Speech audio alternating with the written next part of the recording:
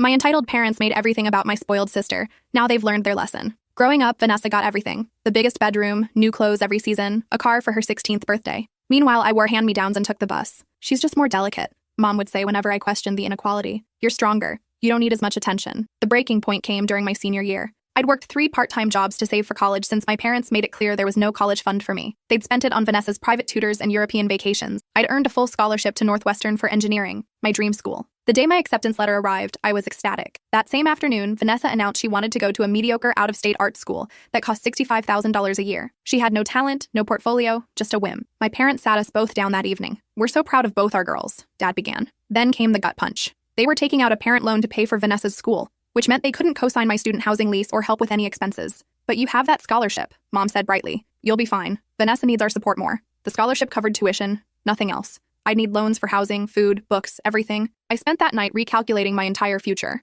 I went to Northwestern anyway, working 30 hours a week while carrying a full course load. Vanessa dropped out after 1 semester, claiming the professors didn't understand her vision. My parents never asked for their money back. They just shrugged and said she needed time to find herself. She moved back home, rent-free, while I survived on ramen and sleep deprivation. 4 years later, I graduated with honors and landed a job at a top tech firm in Seattle. Vanessa was still living at home, working part-time at a boutique, spending her paychecks on festival tickets. My parents started calling me weekly. We're getting older, Dad would hint. We need to talk about the future. The future, it turned out, meant me. They'd remortgaged their house to fund Vanessa's lifestyle and were now drowning in debt. Their retirement accounts were empty. They needed me to help with their bills, maybe let them move in with me eventually. Family takes care of family, Mom said. The same woman who chose Vanessa's art school over my housing. Last month, they showed up at my apartment unannounced with suitcases. They'd been evicted. It's just temporary, Dad promised, until we get back on our feet. Vanessa wasn't with them. She was staying with her new boyfriend, someone they'd never met. I stood in my doorway looking at their desperate faces. This apartment I'd furnished with my own money. In the city I'd moved to alone, representing everything I'd built without them. Where's Vanessa?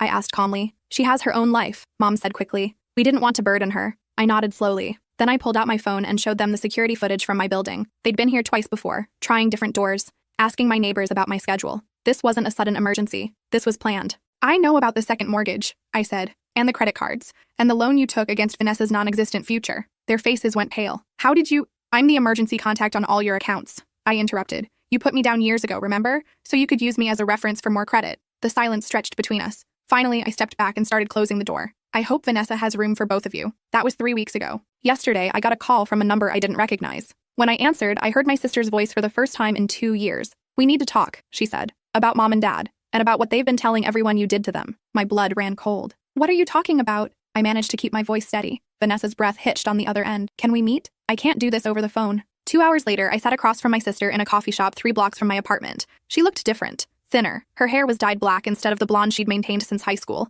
The designer bags were gone, replaced with a worn canvas tote. They're living with me now, she said without preamble, in my boyfriend's studio apartment. Well, ex-boyfriend as of this morning. I said nothing, just waited. They showed up at Trevor's place the day after you turned them away. Told him this whole story about how you'd stolen their retirement money and kicked them out when they came to you for help. She traced the rim of her coffee cup. Trevor believed them. Why wouldn't he? They're so convincing. And you? She looked up, and I saw something I'd never seen in Vanessa's eyes before. Shame. I believed them too, at first. They said you'd always been jealous of me, that you'd become cruel after getting your fancy job, that they'd sacrificed everything to put you through school, and this is how you repaid them. The audacity of it stole my breath. They didn't put me through school. I worked myself half to death while they funded your art school adventure. I know, her voice cracked. I know that now. But you have to understand, they've been rewriting history my entire life. By the time they finished talking, I half believed that my college fund had actually gone to you instead of me. I leaned back in my chair. So what changed? I started looking through old photos, old documents. She pulled out her phone, scrolled, then turned it toward me. It was a photograph of a bank statement from 8 years ago, the student loan in my name. Another photo showed the parent loan paperwork for her tuition, signed by both our parents. I found these in Mom's purse when she left it at Trevor's. I wasn't snooping, I swear. Her wallet fell out and these just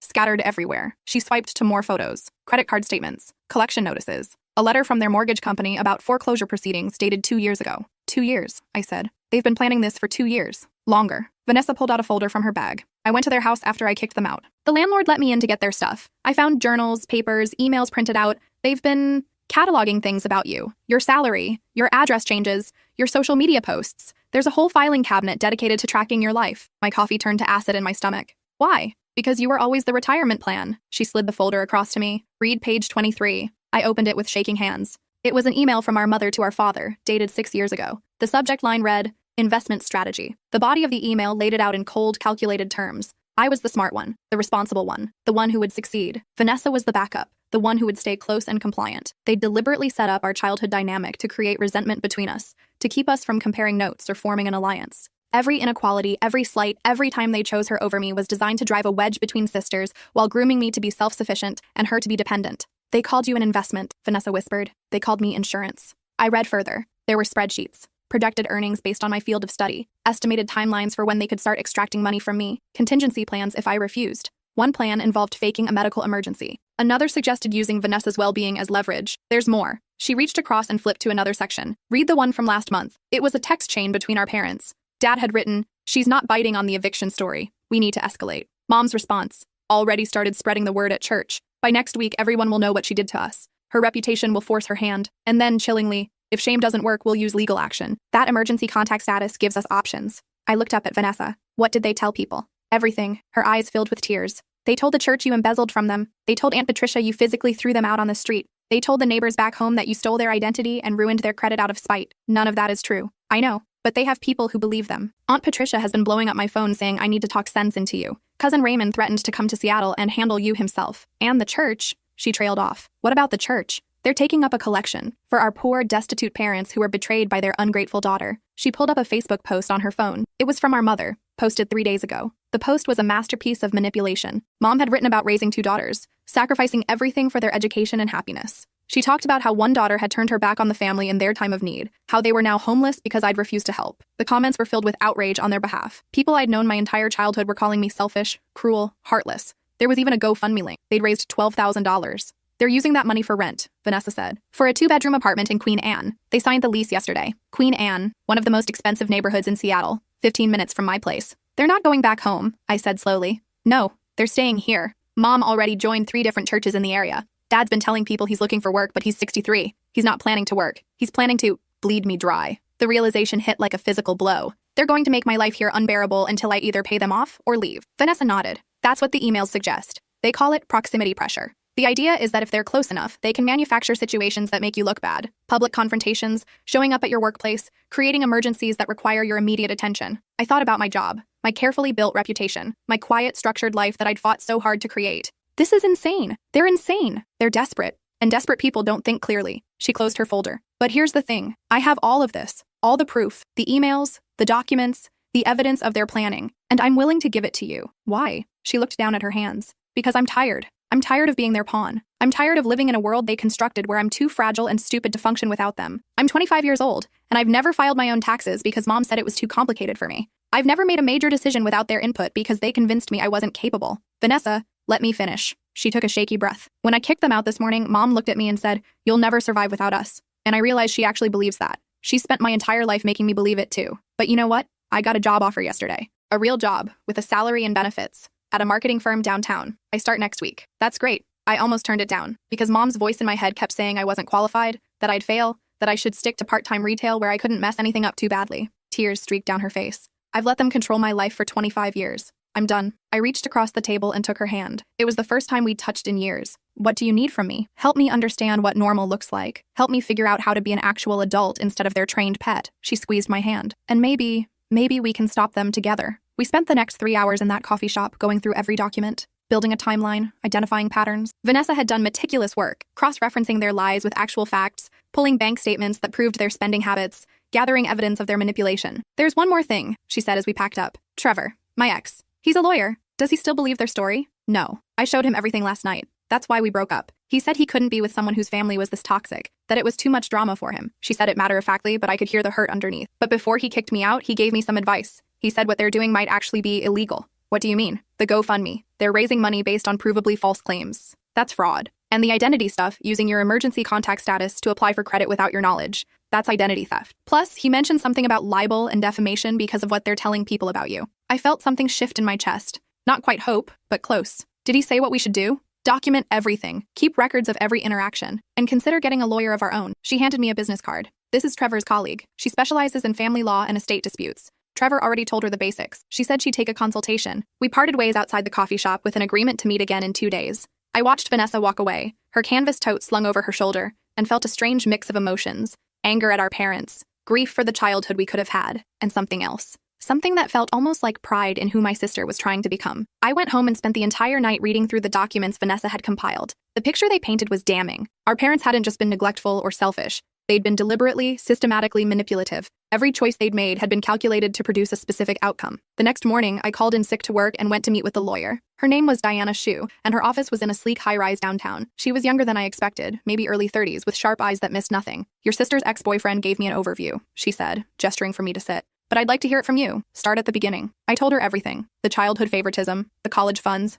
the years of working myself to exhaustion, the sudden appearance at my door, the rejection, and now, the smear campaign, and the move to Seattle. Diana took notes, asked pointed questions, and occasionally stopped me to verify details. When I finished, she sat back in her chair. "This is one of the more extreme cases of parental financial abuse I've encountered," she said. "And yes, before you ask, that's a real term. What your parents have been doing falls under a pattern of behavior that's increasingly recognized in family law. Can we stop them? We can do several things. First, the GoFundMe. If you can prove that the statements they made are false, you can report it to the platform. They'll likely take it down and potentially refund the donors. Second, the emergency contact situation. We need to contact every financial institution where they've listed you and have you removed immediately. Third, the defamation. If what they're saying about you is demonstrably false and damaging your reputation, you have grounds for a cease and desist letter at minimum. And at maximum," Diana's expression hardened, "at maximum, we file a lawsuit. Sue them for defamation, fraud, and emotional distress. Seek a restraining order to keep them away from you and your place of employment. Make it very clear that there will be legal consequences if they continue. How much would that cost? More than you'd want to pay. Litigation is expensive and emotionally draining, but here's what I suggest. We start with the cease and desist. We lay out everything we have, make it clear that you have evidence of their fraud and manipulation, and give them one chance to back off. If they don't, then we escalate. What if they call my bluff? Based on what you've told me, they won't. People like your parents rely on their victims being too intimidated or too isolated to fight back. The moment you show them you're neither, the dynamic changes." She leaned forward. "But I need to be honest with you. This is going to get ugly. They're not going to go quietly. And there's a good chance this destroys whatever relationship remains." "There is no relationship. Not anymore." Diana nodded. "Then let's get started." Over the next week, we built our case. Diana drafted a comprehensive cease and desist letter that outlined every false statement my parents had made, included evidence that contradicted their claims, and demanded they retract their GoFundMe, stop spreading lies about me, and cease all contact. We sent copies to them, to their church, and to several family members who had been most vocal in their support of my parents. We also contacted the GoFundMe platform directly with our evidence. Within 48 hours, the campaign was taken down and the money was frozen pending an investigation. I removed myself as an emergency contact from every account I could find, changed my phone number, and installed a security system in my apartment. Diana helped me draft a letter to my employer's HR department explaining the situation in case my parents showed up there. Then we waited. The response came 5 days later. Not from my parents, but from Aunt Patricia. She called Vanessa, who had the presence of mind to put the call on speaker and record it. "What is your sister trying to pull?" Aunt Patricia demanded. "She's threatening to sue her own parents?" "She's protecting herself from fraud," Vanessa said calmly. "Did you read the documents I sent you? I don't need to read some lawyer's spin on things. I know your parents. They would never do what she's accusing them of. They kept journals planning how to exploit her. I found them. I photographed them. It's not spin, it's evidence." There was a long pause. Then, "Your mother said you've been brainwashed, that you're too weak-minded to see you're being manipulated." I watched Vanessa's face as she heard this, saw something harden in her expression. "Tell Mom and Dad they have 24 hours to retract their statements and leave Seattle. Otherwise, we're moving forward with legal action." "You can't," Vanessa hung up. The next 24 hours were tense. I barely slept, jumping at every sound, but when the deadline passed, there was nothing. No retraction, no response at all. "They think we're bluffing," I told Diana. "Then we show them we're not." She filed the lawsuit that afternoon. The legal complaint was 47 pages long. It detailed every instance of fraud, every false statement, every manipulative action. It sought damages for emotional distress, demanded a formal public retraction, and requested a restraining order preventing them from coming within 500 feet of me or my workplace. We served them the papers at their new apartment. Vanessa told me later that Mom had actually laughed when she read it. "She thinks this is all going to blow over," Vanessa said. "She thinks you'll back down once you realize how expensive court will be." "Will you testify?" I asked. "If it goes to trial?" She didn't hesitate. "Yes, but we never got to trial. Because 3 days after being served, my parents' church found out about the lawsuit, and the pastor, who had been raising money on their behalf, wanted to understand what was really happening. Vanessa and I met with Pastor Douglas in his office. We brought the documents, the emails, the journals, the evidence of their planning and lies. We showed him the bank statements proving they'd spent their own money on Vanessa's whims, not on my education. We showed him the credit reports proving I'd never stolen from them. Pastor Douglas read everything in silence. His face grew progressively paler. Finally, he looked up. "They came to us with such conviction," he said quietly. "Your mother cried when she told us what you'd done to them. She seemed so genuine. She's had years of practice," I said. He nodded slowly. "I owe you an apology. I owe your congregation an apology. We acted without verifying the facts, and in doing so, we participated in bearing false witness against you." The following Sunday, Pastor Douglas addressed his congregation. He didn't go into details, but he made it clear that the church had been misled. that the fundraiser had been based on false information, and that members should not repeat or spread the claims my parents had made. He also announced that the church would be donating an equivalent amount to a charity that helps victims of family financial abuse. My parents stopped attending that church. They tried 2 others in the area, but word had spread. Seattle's religious community is surprisingly interconnected, and pastors talk. No one wanted to be the next church taken in by their con. The lawsuit moved forward. Their lawyer, a cut-rate attorney who specialized in nuisance suits, tried to get it dismissed, failed, tried to settle for a token amount. We refused. Finally, 2 months after we filed, their lawyer called Diana with a real offer. They would sign a formal affidavit retracting every false statement. They would leave Seattle and return to our hometown. They would pay $8,000 toward my legal fees. And they would agree to a 5-year restraining order with a clause that if they violated it even once, they would owe me $50,000 in additional damages. It's not perfect, Diana told me, but it's a win. They're admitting wrongdoing. They're leaving, and you're getting legal protection. I looked at Vanessa, who had been sitting in on the call. What do you think? I think we take it, she said. I think we make them put it in writing that they lied, and then we let them go back home where everyone will eventually find out what they did. Small-town gossip will be worse punishment than anything a court could impose. She was right. We accepted the settlement. My parents signed the affidavit in front of a notary. Diana made sure copies were sent to everyone they'd lied to, including all the extended family members who had condemned me. The day they left Seattle, I didn't go to watch, but Vanessa did. She sent me a photo of them loading their belongings into a U-Haul, both of them looking smaller somehow. Diminished. Mom tried to talk to me, Vanessa texted. Said we were ruining the family. I told her she did that all by herself years ago. That was 4 months ago. Since then, my life has slowly returned to normal. Better than normal, actually. Without the constant dread of my parents showing up or the weight of their manipulation, I feel lighter. I got a promotion at work. I started dating someone I met at a coffee shop. I'm sleeping through the night for the first time in months. Vanessa and I have dinner every Tuesday. She's thriving at her marketing job, discovering she's actually quite good at it. She got her own apartment last month, a small studio she decorated herself. Every time I visit, there's something new. A painting she picked out, a bookshelf she assembled, small declarations of independence. I signed up for a financial literacy class, she told me last week, at the community college. I want to understand money, how it works, how to manage it. Mom always said I was too stupid for numbers. You're not stupid. I know. I'm starting to really know that now. She grinned. My instructor said I'm one of the best students in the class. We don't talk about our parents much, but when we do, it's different now. We're not defending them or making excuses. We're just processing, trying to understand how 2 people could be so calculating with their own children. Do you think they ever loved us? Vanessa asked one night over Thai food. I thought about it, really thought about it. I think they loved the idea of us, the investment, the insurance, but actual us, the real people we are, I don't think they ever bothered to know us well enough to love us. She nodded. That's what my therapist said too. You're seeing a therapist? Started a month ago. Turns out being raised by manipulative narcissists does a number on your mental health. Who knew? She said it lightly, but I could hear the pain underneath. I'm proud of you. She looked up, surprised. Really? Really? You could have stayed complicit.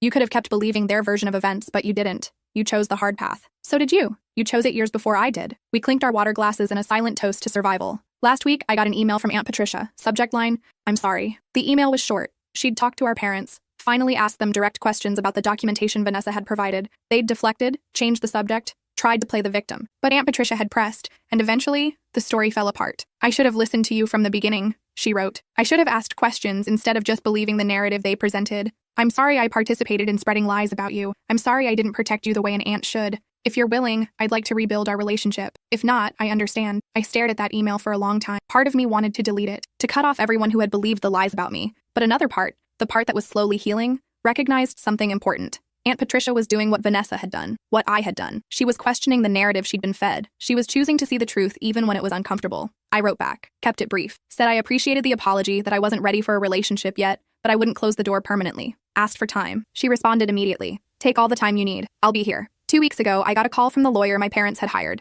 He was calling to inform me that his clients were filing for bankruptcy. The legal fees, the settlement payment, the sudden loss of their GoFundMe income, it had drained what little they had left. They're asking if you would consider helping them with... No, I haven't finished the... I don't need to hear the rest. The answer is no. They signed a restraining order. This phone call is already a violation. I suggest you inform your clients that if they contact me again, directly or through an intermediary, I will pursue the $50,000 penalty clause. He hung up without another word. I told Vanessa about it later that evening. We were in my apartment, assembling a bookshelf she'd bought but couldn't fit in her car. How do you feel about it? She asked, studying the instruction manual with intense concentration. The bankruptcy. I feel... Nothing. Is that horrible? It's honest. She looked up. They made their choices. We're not obligated to save them from the consequences. Mom would say we're heartless. Mom would say anything to manipulate us into compliance. That's kind of her whole thing. Vanessa turned back to the shelf. Hand me that screwdriver. We worked in comfortable silence for a while. Then she said, I saw them last week. I froze. What? They came to my office. Waited in the lobby until I came out for lunch. Mom tried to hug me. I stepped back and asked them to leave. Dad said they just wanted to talk. I said they'd signed an agreement not to contact us. Mom started crying, saying we were killing them, that we'd destroyed their lives. What did you do? I pulled out my phone and started recording, told them I was documenting a violation of their restraining order. They left pretty quickly after that. She sat back, examining the partially assembled shelf. I sent the video to Diana just in case. I'm sorry you had to deal with that alone. I wasn't alone. My boss saw the whole thing. Afterward, she took me to her office and told me that when she was 24, she had to get a restraining order against her own mother. She said it gets easier. Not easy, but easier. I thought about that. The idea that somewhere out there were others like us. People who had to choose their own well-being over family loyalty. People who had to learn to build boundaries against the people who were supposed to love them unconditionally. We should start a support group, I said half-jokingly. Actually, Vanessa pulled out her phone. I found this online community. It's for people who've gone no contact with toxic family members. They have video calls every month. I've been attending for about 6 weeks now. And it helps. Knowing I'm not alone. Hearing other people's stories and realizing ours isn't even the worst one out there. Some of these people, she trailed off, shaking her head. There are parents who make ours look like amateurs. That's depressing. It is. But it's also validating. Because every time I start to wonder if maybe I'm overreacting, if maybe I should give them another chance, I hear someone else's story and remember why I can't. The bookshelf came together slowly. We made mistakes, had to backtrack, argued about whether panel C went on top or bottom. It was frustrating and tedious and oddly perfect. Because this is what being sisters looked like without our parents' manipulation between us. Just two people, trying to build something together, making mistakes and fixing them. When we finally got it standing, Vanessa stepped back with a satisfied smile. We did it. We did. She turned to me. I know I don't say this enough, but thank you for not giving up on me. I know I was complicit for a long time. I know I should have seen what they were doing sooner. You were raised to not see it. We both were. I just happened to be on the outside of it so I could see the pattern more clearly. Still, you could have written me off as a lost cause. Most people would have. I pulled her into a hug. You're my sister. The real you, not the person they tried to make you. I wasn't giving up on that. We ordered pizza and ate it sitting on my living room floor, the new bookshelf standing empty behind us. Vanessa pulled up photos on her phone, showing me the plants she wanted to buy for her apartment. I've killed every plant I've ever owned, she admitted. But the lady at the nursery said these are basically indestructible. We'll see. Start small. One plant. Learn how to keep it alive. Then expand. She laughed. Is this a metaphor? Everything's a metaphor if you think about it hard enough. My phone buzzed. A text from an unknown number. Against my better judgment, I opened it. It was from our mother. Just 2 words. Please reconsider. I showed it to Vanessa. She took my phone, blocked the number, and handed it back. There. Problem solved. It won't stop them. Probably not. But every time they reach out and we don't respond, we're reinforcing the boundary. Eventually, even they will have to accept it. You sound like your therapist. I've had 3 sessions this week. I'm practically a licensed professional at this point. She grinned, then sobered. Seriously, though, I know it's hard. The guilt, the what-ifs, the part of your brain that says maybe you should try one more time. How do you deal with it? I remember what my life was like before, how small I felt, how incapable, how convinced I was that I needed them to function. And then I look at my life now, the job I'm doing well at, the apartment I'm paying for myself, the decisions I'm making without their input. And I remember that their version of me was a lie designed to keep me dependent. That's very healthy of you. Yeah, well, therapy's expensive. I gotta get something out of it. She stood, stretching. I should head out. Early meeting tomorrow. We're pitching to a new client and I'm doing part of the presentation. That's amazing. It's terrifying, but also amazing. She grabbed her jacket. Same time next week? Same time. After she left, I sat in the quiet of my apartment. The bookshelf stood against the wall, a tangible reminder that Vanessa and I could build something together, that we were stronger than our parents' manipulations, that we were learning to be a real family, defined not by shared DNA or childhood trauma, but by choice and respect and genuine care. My phone buzzed again. Another unknown number. I almost didn't look, but something made me check. This time it was from Aunt Patricia. Your mother called me today. Asked me to convince you to help them. I told her I wouldn't. Thought you should know. I typed back, thank you. Her response was immediate. That's what family should do. Protect each other from harm, even when the harm comes from within. I saved her number in my phone. The next morning, I woke up to 17 missed calls from various unknown numbers. No voicemails. Classic harassment tactic. Make your presence known without saying anything actionable. I forwarded the call log to Diana with a brief message. FYI. Her response. Documented. This is violation number 3. Want to pursue the penalty clause? I thought about it. Thought about dragging my parents through court again. Thought about the time, the emotional energy, the way it would consume my life for months. Then I thought about the settlement we'd agreed to. The clause that said each violation would cost them $50,000. Money they didn't have. Money they'd have to find somehow. Maybe by actually getting jobs. Maybe by selling their remaining possessions. Maybe by finally facing the consequences of their own choices. Yes, I typed. Pursue it. Diana filed the paperwork that afternoon. My parents had 30 days to respond. If they couldn't pay, their wages would be garnished. Their assets, such as they were, could be seized. Their financial destruction would be complete. I should have felt guilty. Part of me expected to. But mostly, I felt a strange sense of peace. This wasn't revenge. This was simply accountability. They had made an agreement. They had violated it. Now they would face the predetermined consequences. 3 days later, I got an email from a journalist. She was writing an article about family financial abuse and had heard about my case through legal circles. Would I be willing to talk to her? I called Vanessa. What do you think? I think our story could help other people in similar situations. I think silence protects abusers. She paused. But it's your decision, your privacy to give up if you want to. I agreed to an interview, with conditions. We wouldn't use our parents' names or my identifying information. The focus would be on the pattern of behavior, the warning signs, the resources available to people in similar situations. The article came out 2 weeks later. It was fair, balanced, and powerful. The journalist had interviewed several experts in family financial abuse. She'd talked to other victims. Our story was just one of many. The response was overwhelming. I received dozens of emails from people thanking me for speaking up. 3 women reached out to say they were in similar situations and my story had given them the courage to seek help. A law professor asked to use the case in her class as an example of why we need stronger protections against this type of abuse. And then, unexpectedly, I got an email from cousin Raymond, the same Raymond who had threatened to handle me months ago.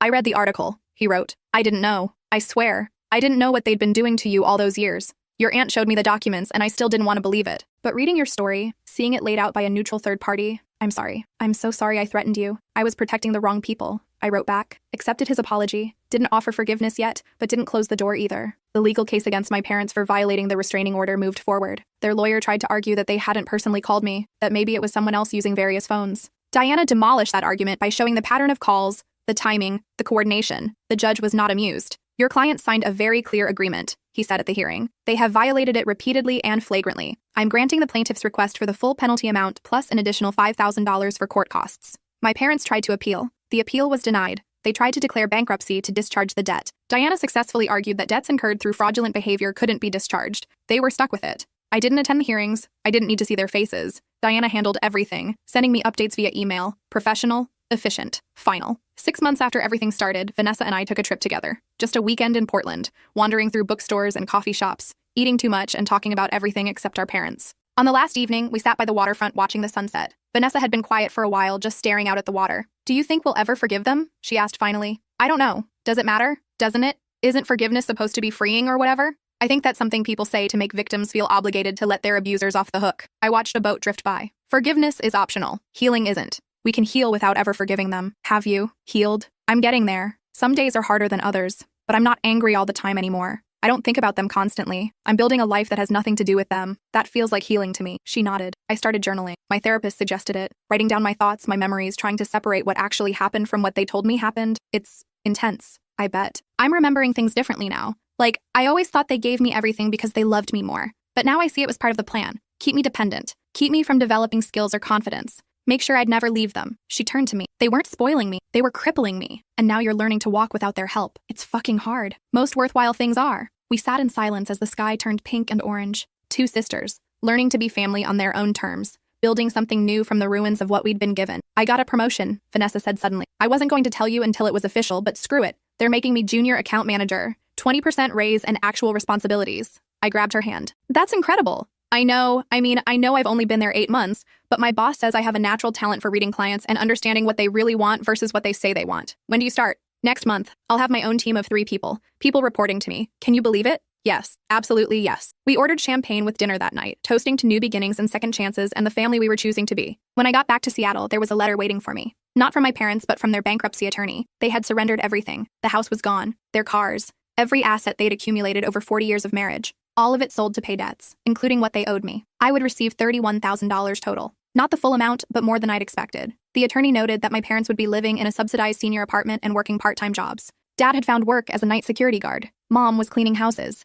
I should have felt triumphant. But mostly I just felt sad. 2 people in their 60s, starting over with nothing, because they'd gambled everything on their ability to manipulate and control their daughters. I deposited the check, put half in savings, used the other half to pay off Vanessa's student loans from her 1 semester at art school. She cried when I told her, "You didn't have to do that."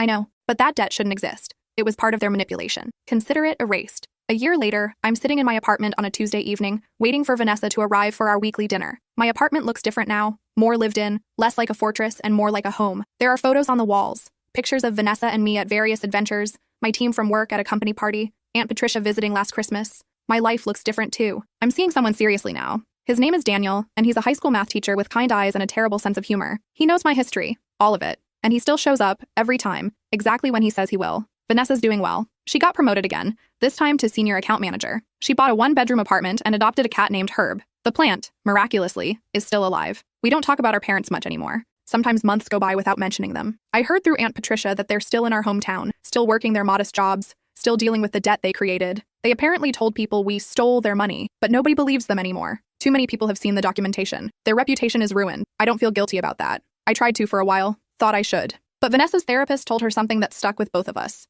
You are not responsible for protecting people from the natural consequences of their own choices. My phone buzzes. A text from Vanessa. Running 10 min late. Traffic is insane. I text back. No worries, I'll order appetizers. While I wait, I think about the girl I used to be. The one who worked 3 jobs to pay for college. The one who survived on ramen and determination. The one who built a life from nothing because she had to. I'm not that girl anymore. I'm someone who learned that survival isn't the same as living. That boundaries aren't cruel. That family is supposed to lift you up, not tear you down. The doorbell rings. I open it to find Vanessa, slightly out of breath, holding a bottle of wine and a container from our favorite Thai place. I know you said you were ordering, but I was passing by and I know you love their drunken noodles, so I pull her into a hug. You're the best. I know, she says, grinning. We settle in on the couch, containers spread out on the coffee table. Vanessa tells me about her new client, a startup that wants to revolutionize the pet food industry. I tell her about the project I'm leading at work, how we're developing software that could change how hospitals manage patient data. Look at us, Vanessa says, raising her wine glass. Being actual functional adults with careers and everything? Terrifying, isn't it? Absolutely. She clinks her glass against mine. But also pretty great. Later, after Vanessa leaves, I sit in the quiet of my apartment. Tomorrow, I have a meeting with Diana to close out the legal case officially. Everything is settled. Everything is done. My parents have no more leverage, no more ways to reach me, no more power over my life. I should feel triumphant, or relieved, or vindicated, and I do feel all those things. But mostly, I feel free. Free to build the life I want. Free to define family on my own terms. Free to succeed or fail based on my own choices, not their manipulations. Free to be the person I was always meant to be, not the investment they tried to make me. My phone lights up with a message from Daniel. Thinking about you. Hope you had a good dinner with Vanessa. I smile and type back. The best. See you tomorrow? Wouldn't miss it. I put my phone down and look around my apartment. My home, my sanctuary, every piece of furniture I chose, every decoration I picked out, every book on the shelf, every photo on the wall, every choice, big and small, mine. This is what winning looks like. Not revenge or punishment or getting the last word. Just this. A quiet Tuesday evening in an apartment I can afford, with a sister I'm rebuilding a relationship with, and a future that belongs entirely to me. The girl who worked 3 jobs to pay for college couldn't have imagined this. The young woman who turned her parents away at the door didn't know if she'd survive the fallout, but I did. We did. Vanessa and I both. We survived. We healed. We built something better. And that, ultimately, is the best revenge of all. Not hurting them, just living well without them. Being happy in a way they could never control or take credit for. Proving that everything they said about us, that I was just an investment, that Vanessa was helpless without them, was wrong. We are so much more than they ever let themselves see. And now, finally, we're free to discover exactly what that means. I turn off the lights and head to bed, already looking forward to tomorrow. Because tomorrow is mine, and the day after that, and all the days that follow. My parents don't get to write this story anymore. Vanessa and I do. And we're just getting started.